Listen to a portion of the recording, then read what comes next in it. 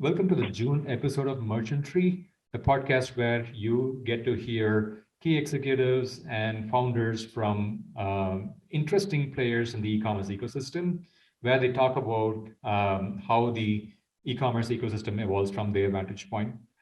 Today, I have Manish Chowdhary from Kahoot.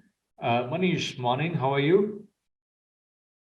Good morning, Ashwin. I'm doing great. Thanks for having me. Great having you. We met about a week back in Chicago, and it was super awesome to hear what Kahoot is doing. So let's start with an introduction to Kahoot. But before that, give me the lead up to the starting of like Kahoot. Like, what were you doing? What's your journey, and how did Kahoot come about? Well, thank you, Ashwin. I'll try to keep it short. Just by way of introduction, my name is Manish Chowdhary. I'm the founder and CEO of Kahoot. Kahoot is the world's first peer-to-peer order fulfillment network. Mhm. Essentially, we are solving the free and fast shipping problem for consumers, for merchants who need to compete with the likes of Amazon to offer the same level of service and experience on any channel that they sell. Our warehouses or fulfillment centers belong to other merchants who are fulfilling orders for themselves. And for the very first time, they get to join in the fulfillment economy by becoming a fulfillment partner, for Kahoot. And thereby, they are not only making money selling their own goods, but they're also making money by fulfilling others. And Kahoot provides a fully managed marketplace so that they don't have to do any of the heavy lifting. So that's kind of the background into Kahoot, Ashwin, and I can go back into history if you'd like. Yeah. So where did you discover the seed of the idea for Kahoot, and what were you doing before? Yeah, so I've been involved in e-commerce since the very early days. I built one of the first e-commerce platforms out there. This is before the word e-commerce platform was even invented. Mhm. We used to call it turnkey e-commerce solution or turnkey shopping cart software. This is going back late 99, 98, 2000, back in the Yahoo days. And we were the pioneers in creating how do you offer tools to merchants, the SMBs, to get online, be secure, not get their credit card stolen, and make it so easy for them to set up an online storefront without, you know, um, six-figure investment back in the day. So I basically took that experience and built our own first e-commerce platform, Mhm. which was later we added back office functionality. So we have a full suite of retail, online retail operations, omni-channel, multi-channel, which is called Pulse Commerce. So Pulse Mhm. Commerce is a leading mid-market order management, inventory management platform. And the idea of Kahoot actually, came about, believe it or not, 20 years ago. I know it sounds crazy that this is long before Amazon Prime even existed. There was no such thing as free shipping, let alone 2-day free shipping. And essentially, what I saw, we plotted some sales data on the map of the US, and we saw this is going back in 2002 that the same identical product, let's say it was a digital camera that was traveling from a vendor in New York to a consumer in California, and at the same time, the same identical product was being shipped from a retailer in California to a consumer in New Jersey or New York. So when I saw that that was happening so frequently and 6,000 miles of inefficiency in my brain, that regardless of who sold what to whom, that just should not happen because there ought to be a better, more efficient way for merchants to fulfill orders to consumers. And that was the genesis of Kahoot, which was designed to be an optimization platform. It's just not about shipping or fulfillment, it's about optimization. Got it. That's much before Prime. Yes, I understand, but there is a good amount of awareness for the shared economy today. Like there is like Uber, DoorDash. So can I say that Kahoot is bringing a sharing economy kind of a concept into Vano spaces? Is that a fair way of characterizing this? Yes, certainly taking advantage of the on-demand economy, and you just made me aware of the news that came out on Friday about Amazon wanting to to get rid of excess space. And that's the advantage. The beauty of on-demand economy is you can scale up and down quite efficiently, quite effectively. So yes, it is taking a similar concept, but of course, applying our own, secret sauce, applying the processes and protocols in place to ensure that it happens successfully and the end consumer is delighted, is satisfied with the process. So yes, you could say that yes, we have taken elements of the gig economy, the shared economy, and brought that to fulfillment and warehousing. Right. So I'm going to take a step away from Kahoot and ask you an industry level question, right? So on one hand, the pandemic actually acted as a tailwind for e-commerce demand, which is great, but the supply bottlenecks stifled a lot of e-commerce merchants, especially in the SMB side of that chain.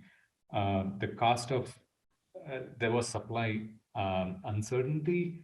The cost of like logistics, like inbound logistics, has been skyrocketing. Will there be a cool off? Will there be a rethinking of like how the network has to be built within the US and across the border? What is happening in the world of like logistics and warehousing, and how are things going to change permanently? I wish I had the answer to the future. I can certainly provide my perspective and opinion, which is probably what any one of us can predict. Mm-hmm. Cooling off the economy, yes, of course, because of the rising inflation. We have to, the only way to combat, or one of the only ways to combat rising inflation is going to be interest rates. And interest rates, of course, has a macro effect on the economy. If you can't borrow as much, it certainly creates it certainly affects liquidity in the marketplace. Mm-hmm. And e-commerce went up quite sharply during the pandemic.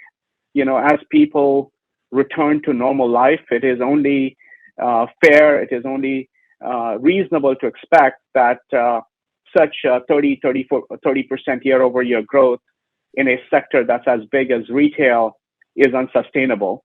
Right. That is, it is to be expected.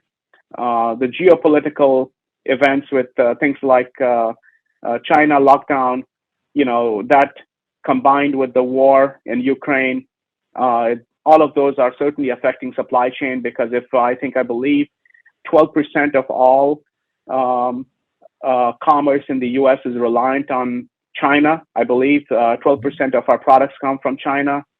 So if 1 out of 10 or even more than that is reliant on China, and those things are not coming in, it is causing imbalance in trade, because we don't have domestic manufacturing.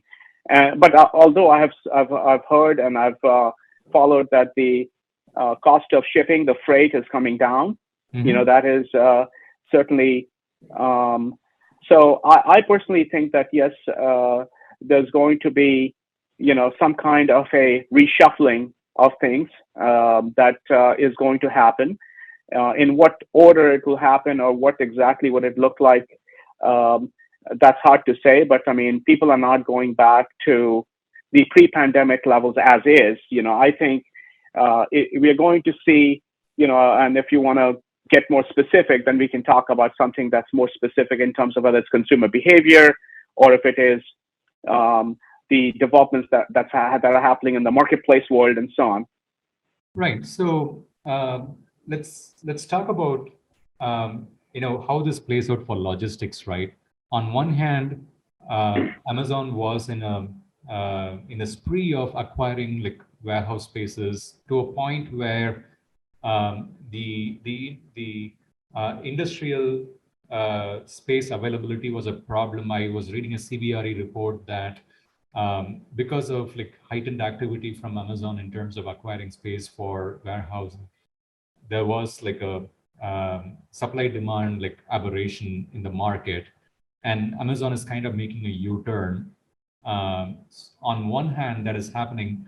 On the other hand, I saw we saw the Deliver acquisition by Shopify, right? In preparation for their ability to support like 2-day shipping across the US for all their merchants, right? Um, so um, is demand cooling off to to that extent that Amazon is thinking of subletting 10 million square feet worth of space like very soon? If that is true, what do you make of the Deliver acquisition and the timing of it? It's a great question, Ashwin. I mean, I think 10 million square feet in Amazon world is probably a tiny single-digit percentage. I think when Amazon sneezes, the industry gets a cold. So I feel that again, I haven't analyzed this piece of news, but I wouldn't be overly concerned. I think this is when Amazon makes a little bit of a reshuffling of priorities. We don't know if it's a specific geography that they had excess space in, or it is it may just be a simple optimization that they are doing. I don't think at this present time I wouldn't be overly concerned about the macro environment. I think that still remains very strong because as you mentioned, Shopify's acquisition of Deliver. In general, people are buying more stuff online.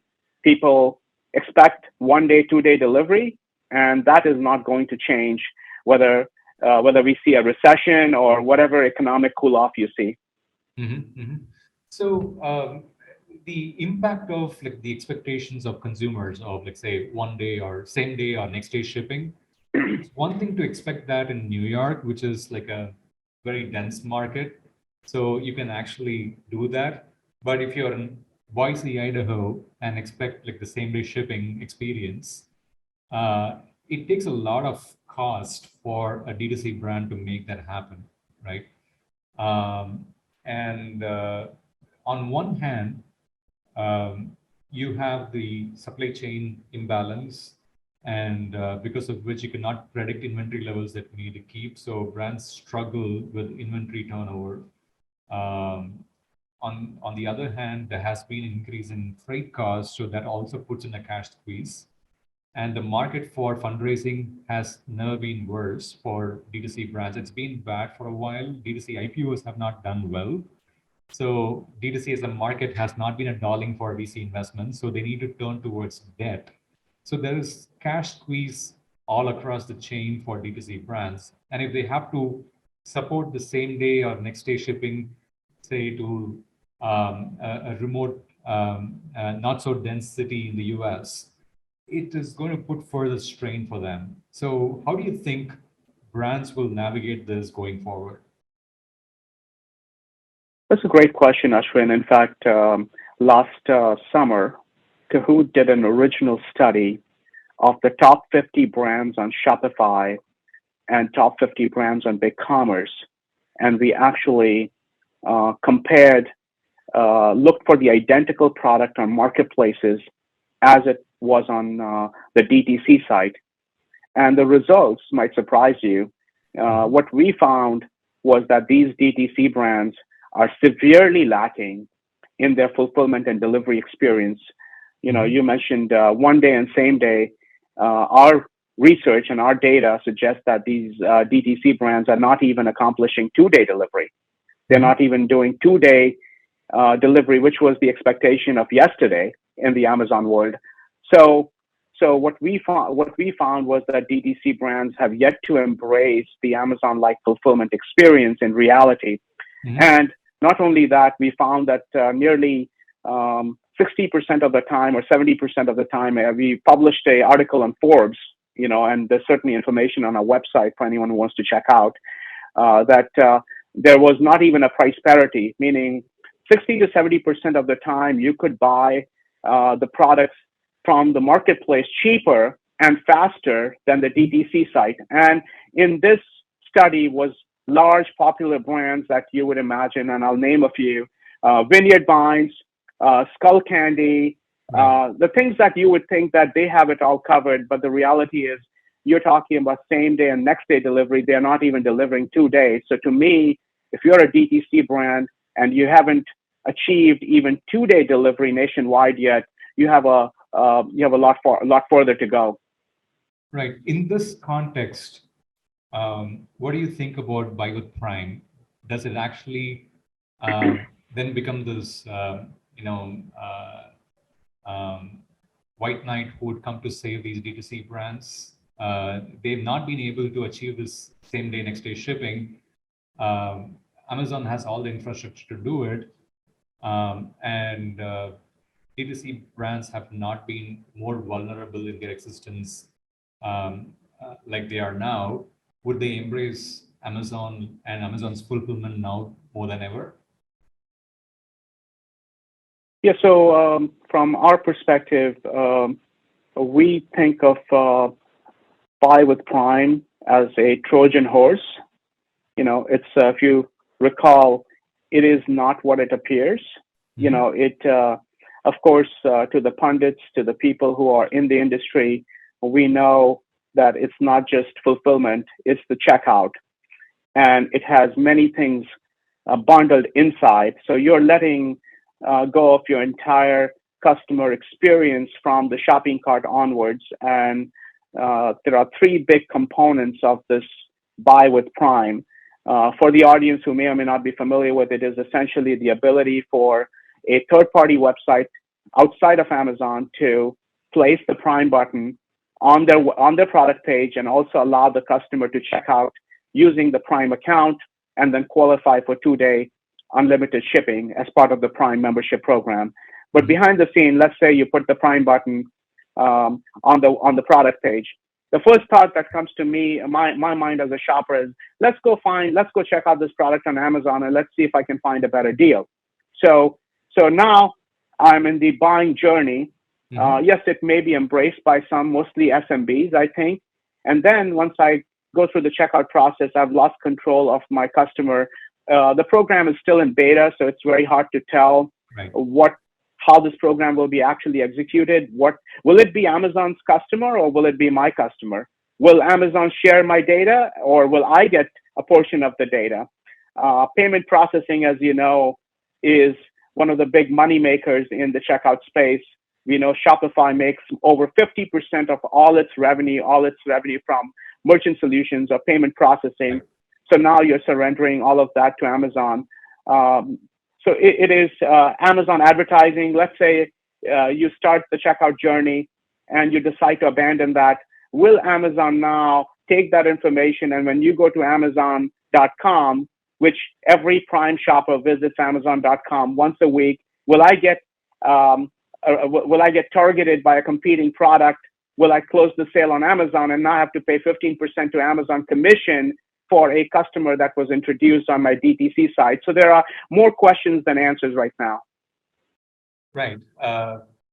Amazon does say that it's going to share the customer data with the D2C brand and be transparent, but all the layers of value that Amazon is accruing from this initiative is loaded towards them. Yes, there is no doubt about that.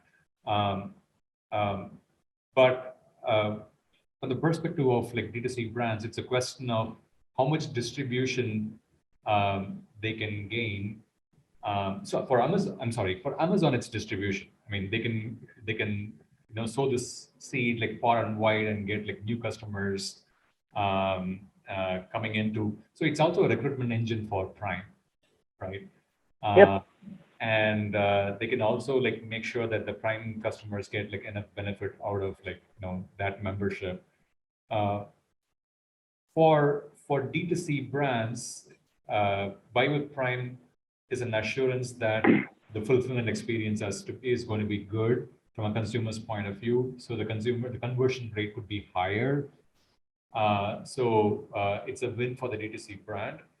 But the question is, will the conversion lift be so much?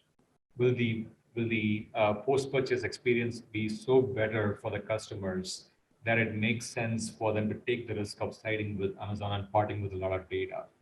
Um, it is even less compelling if you are Shopify, right? So should Shopify allow this to happen on its platform?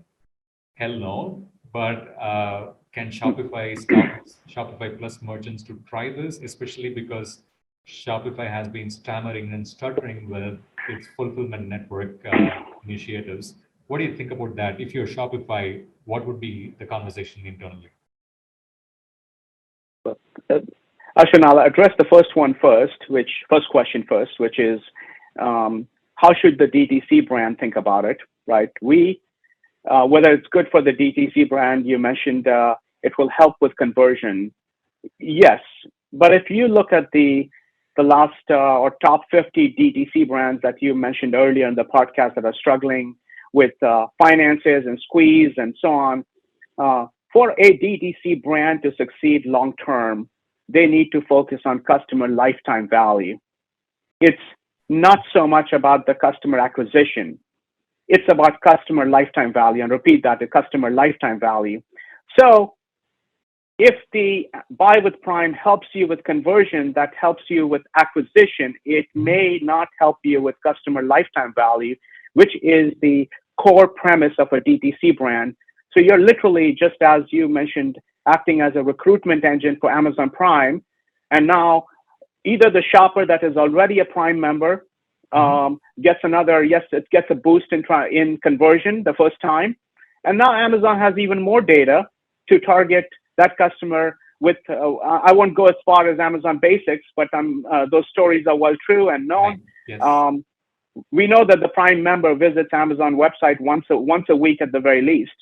If you can't retarget this customer, we don't know if you're going to get the email or if they're going to be targeted by Amazon with a competing offering, because then the question really becomes about the customer lifetime value for the DTC brand. So I would think long and hard, if you were a DTC brand, whether this is the right move for the DTC brand. Will it allow the merchant or the brand to build a long-term relationship with this customer and continue to sell additional services and create a profitable long-term relationship with this customer? So I'll leave it at that. So yes, conversion short-term, yes, it may help, but long-term, lot more questions than answers. Got it.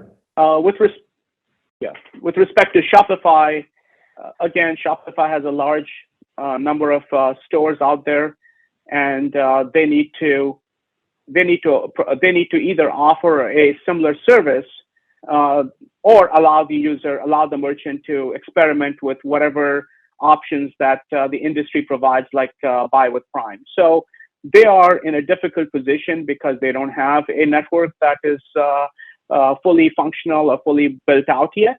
Mm-hmm. So even with the Deliver acquisition, I fear that just the diversity of Shopify merchants, they need a more robust offering that may need independent players like Kahoot to augment that. It's not all or nothing, I think, for Shopify.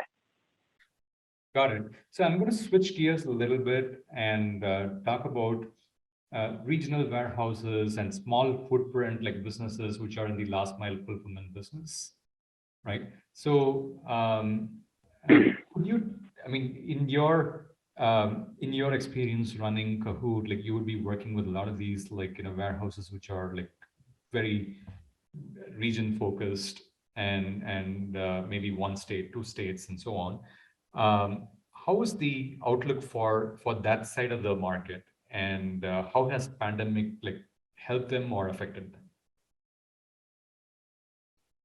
If I heard the question right, Ashwin, you were asking how do the regional warehouses, how does this change the opportunity or the opportunity for these regional warehouses? Right.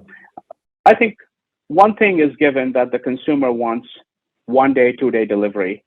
You know, 2 day being, of course, the normal expectation. I don't think the consumer now expects, whether you're in rural Idaho, yes, unless you're buying something very specific, a handmade item from a seller in on Etsy.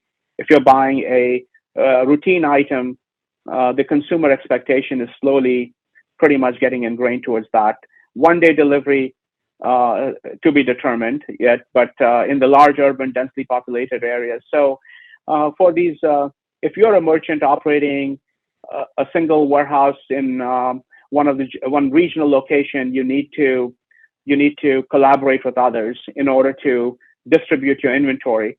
And from a efficiency standpoint, and that is what a solution like Kahoot allows you to do, is you are able to defray some of that cost. So it's less, think from a pure physics standpoint, to say if your warehouse can store 100 widgets, and if you need to move 50 of them out, but 50 new ones come in, and you get to still keep a high level of utilization, that's a win-win for all parties. And I think we're going to see more of solutions like Kahoot play a crucial role in ensuring, high utilization, to ensure that everybody wins. Right. So how does this compare with someone like Flex or ShipBob and so on? Right. Again, my understanding is based on my understanding from the outside. So there are a handful of companies that are attacking the same problem. Some are asset-based, meaning they own their warehouses, which is a benefit, and it is also can be a challenge at the same time. Like, as you heard from the Amazon news, if you buy too much, you still have to, from a unit economics, from a cost perspective, you have a very high fixed cost. And then there are players you mentioned, like Flex, that may provide a solution.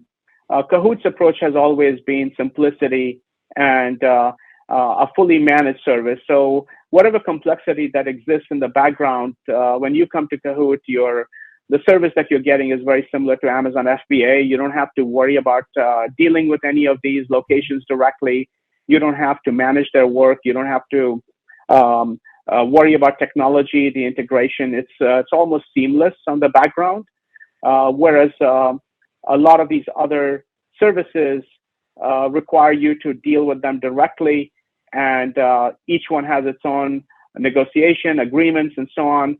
So for the most SMB, and I say SMB, a medium-sized business, to me, is up to $1 billion in sales is still considered a medium-sized business, or even 2 billion. So it gets very complicated, and especially in an environment where things are shifting so fast and so quickly, that any of those hard-coded relationships or decisions are short-lived, and you need to move very rapidly with a dynamic network such as Kahoot, which I think is a superior model for both the seller and also the consumer.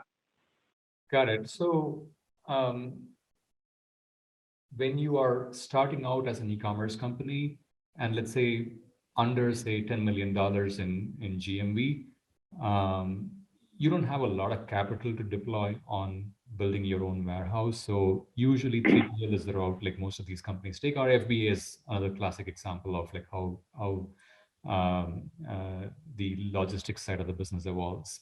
For the kind of services that you offer, whom do you see to be a natural fit? Like, and at what point in their journey do e-commerce companies set up their own warehouses? And at what point do they start working with you? Yeah, I mean, I would say, Ashwin, that warehousing is now becoming almost a utility, fulfillment services. So there was a time when consumer expectations were not that high. There was no such need for at least 4 warehouses. You need 4 strategic locations, fulfillment locations, to achieve 2-day delivery via economy ground shipping in the US. So you need a minimum of 4 to 5 strategic locations, which if you are a under $10 million in GMV sales, that is mostly out of reach for most brands, and perhaps that's not even the best use of capital because you don't know what your demand is going to be. So, I would say as soon as you've exhausted the ability to ship from your garage, and you're finding yourself spending more time than you need to or you should, and that too just in the early stages because you want to be very intimate with your customer. Fulfillment and warehousing now is a utility. It is not. I think of it similar to payroll. 10 years ago, companies used to do their own payroll, or 15, 20 years ago, and now ADP is so affordable. There's so many payroll companies there's no way we can do payroll more cheaply or more effectively or more efficiently ourselves internally than what is offered in the marketplace. So that inflection point has already happened in my view, and pretty much you should be using fulfillment services from a provider once you've exhausted doing it in your garage. Right. So does it then make sense to say that like anyone upwards of say $10 million plus GMV, all the way up to the billion, $2 billion guys, like, would be typically your customer base? Is that a fair assessment? Or like they are participants in your network? Yeah, I mean, anybody who's doing even $500,000 onwards, right? They have when you look at what a typical order value is, maybe $25, $30, you still end up with a lot of orders. Number two, you're unlikely at that volume to get good rates from UPS and FedEx. Mm-hmm. So you can't be competitive. There's a cold start problem for these brands. You can't. Right. And even if you were a couple $1 billion GMV, we know that these warehouses can be a huge liability. They're no longer assets. They are capital. They are very huge capital expenditure, and that stays on the balance sheet where the companies need to budget for inventory. That money ought to be, if you are in an uncertain environment, would you rather buy a warehouse or would you buy inventory so you don't go out of stock? You have to pay higher for your freight cost and so on. So in my perspective, very, very few companies today should be really trying to acquire and own and run their own warehouses unless it provides a distinct, proven competitive advantage. That's my perspective. Got it.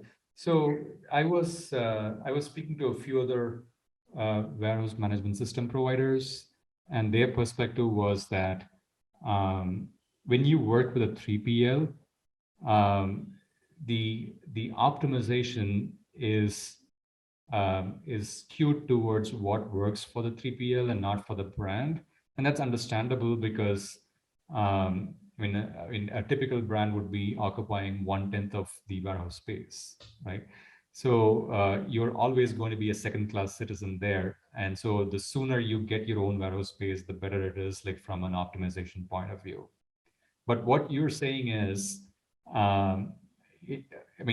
what you gain in optimization, you lose in your balance sheet by having it as a big cost line item, and you need to spend on the warehouse forever. So you're suggesting, or you're recommending, that irrespective of the size, a network is better than owning that asset. Is that a fair understanding? Am I understanding your point of view right? Yes, Ashwin, I am absolutely crystal clear on that. I think those comments from the WMS providers might be potentially self-serving. There are always good providers and there are not so good providers. This would be akin to, if you have an accountant, of course, the accountant provides accounting services to many clients. That doesn't make you a second-grade citizen. It is about finding the right accountant. It's about making sure that you're taking the time to align your requirements with the 3PL fulfillment provider. If you make the wrong decision, yes, of course, if there's a wrong fit, trying to put a square peg in a round hole, if your needs are different than what the capabilities of the fulfillment provider is, that relationship will always be strained. Mm-hmm. But in my perspective, They're great ones, and you need to find. And first for Kahoot, we have such diversity. That's the beauty, right? It's like Airbnb.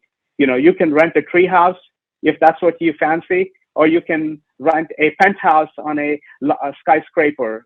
That is the diversity that Kahoot has because of the number of providers in our network that we can pair you. We can carve out the right fit, which may not be the case for a lot of the asset-heavy providers because they just don't have that breadth of services. Is there any topic that we need to touch that you have a point of view that you want to share? Well, the larger question in my mind is what is a DTC brand, right? A DTC brand, let's say you wanted to start out and maybe create the next big, the next coolest mattress. Nobody knows about your product. Nobody knows about the great innovation that you just created, right? So now, first you need to make these customers aware, these potential customers aware. So where do you go? You go to where the customers are. Either you go to search, or you're going to go to communities like Facebook, Instagram or TikTok. But what we are finding is that these advertising mediums and networks now want to keep that customer captive. They are introducing checkout, and I know, Ashwin, you've done a lot of podcasts on headless commerce. If that customer never leaves that exposure medium and never gets to come to my headless commerce awesome website, that customer is never exposed to my brand, so as to speak, because it's the environments that these networks are creating is limited. Whether it's an A+ content on Amazon is never going to compete with what you could achieve in a headless fashion on your e-commerce website. But what we are finding is that most of these medium, if 60-70% of searches for e-commerce happens on Amazon, and Amazon doesn't want to send traffic over to your site, and Facebook wants to put checkout, and Instagram wants to put checkout, so that leaves very little opportunity for the brand to provide an immersive experience to the potential user to now bring it to the site. So now you arrived at this awesome website, maybe 10-20% of the total addressable audience that somehow managed to get away from the inherent checkout capabilities. And now I'm exposing Buy with Prime on the product page, and the checkout is owned by another marketplace. Now it becomes a tiny gully. That is what my DTC brand is, because the top half of the funnel and the bottom half is owned by other marketplaces, other platforms. So that is the big question. What is a DTC brand in that case, in that environment? Right. So if you're a DTC brand and you're listening to this podcast, you got some answers already. Manish, we are coming up close on the clock. So I'm going to switch gears and throw some rapid fire questions at you. Is that okay? Sure. Yeah. So in the space of logistics or e-commerce platforms, which are the companies that you admire? Well, it's hard not to admire Amazon for what they built. It's also very inspirational to see how Shopify has managed to go upstream. Mm-hmm. Companies that would otherwise have used IBM or some other enterprise platforms are gravitating towards Shopify. Brands that never, openly said at one point that Amazon is a flea market are running into establishing presence on Amazon. I think, and also what Affirm is doing on the buy now, pay later, because that's a huge market. And I think they're doing a fantastic job. So I think these are companies that I'm watching closely, and I think we all can learn a lot from them. Awesome. Yeah, Affirm is building a parallel network to credit card networks, and that's a daunting task, and they're doing a fantastic job of it so far, I guess. Who are the people that you are following or our audiences should follow in the e-commerce ecosystem? E-commerce ecosystem is very large. I think that's a great question. I mean, I just generally resort to the fundamentals. People like Ray Dalio, he is not from e-commerce, but I think principles, his macro views. I think the key for us e-commerce entrepreneurs is to figure out where the puck is going to be, not where the puck is today. And I think understanding those, observing Amazon strategy, because it's not just one person at Amazon. They're obviously thinking 5, 10 steps ahead. I think those are, and of course, from a leadership perspective, Elon Musk, I know he has fans and he has haters, right. But I think it's hard to, he's a force that keeps disrupting industries. I think these are your, typical, the usual suspects, but there's just so much to learn from so many people out there. And I'd love to get more recommendations from you, Ashwin. Awesome. Yeah. No, so for me, the hack that I use is I keep curating my Twitter feed. So anyone who has an interesting tweet on e-commerce or the economy, I follow them, and that introduces me to interesting people. So you don't really need to follow a lot of famous people. So there are people with 1,000 followers or 2,000 followers, who have a lot of interesting points of view from a first principles basis. So I don't have a person, but I watch my timeline very dearly to learn. So that's my go-to place. Awesome. And last one, I think Ben Thompson has very interesting commentary. So always enjoy reading his stuff. Yep. From Statutory. Yeah, amazing guy. So one last question: what book are you reading now? I'm reading a book called The Power Law. It's all about the VC, Sebastian. I forget his last name, but it was recommended to me by somebody who I admire and I trust. So I have only finished 2 pages. 2 chapters. Right. 2 chapters, but I'm enjoying. It's the history of VC. It's the power law of how 1 out of your 10 investments are what's going to return the entire fund. So I'm reading that right now. And any all-time favorite book or books? I'm a huge fan of Malcolm Gladwell. He is right. He is always. I enjoy his work. I've read most of Seth Godin. I haven't seen anything new that he has put together yet, but I'm always looking for deep thinkers, and generally, you get that. Simon Sinek is another one that I enjoy reading and listening to from a leadership standpoint. So those are some of my close favorites. Yeah, great names. Yeah. So I think that brings us to the end of this episode. So if I have a warehouse, or if I'm a D2C brand with my own warehouse, and I need to reach out to you, how do I reach out to you? Very easy. Please go to Kahoot.ai. That's www.kahoot, Kahoot.ai, and just simply fill out the contact us form. It'll take you a few minutes, and then a member of my team will reach out to you. We take, we like to listen to individual needs and their requirements to craft a solution that will be right for you, so that you're never a second-grade citizen at Kahoot. So that's just the way how we operate. Awesome, Manish. Great having you. Great meeting you in Chicago. And you've taken up a big job of providing an alternative to Amazon FBA. More power to you. And hopefully we'll catch up on another episode soon on a different topic or deep dive on logistics. But it's a pleasure talking to you.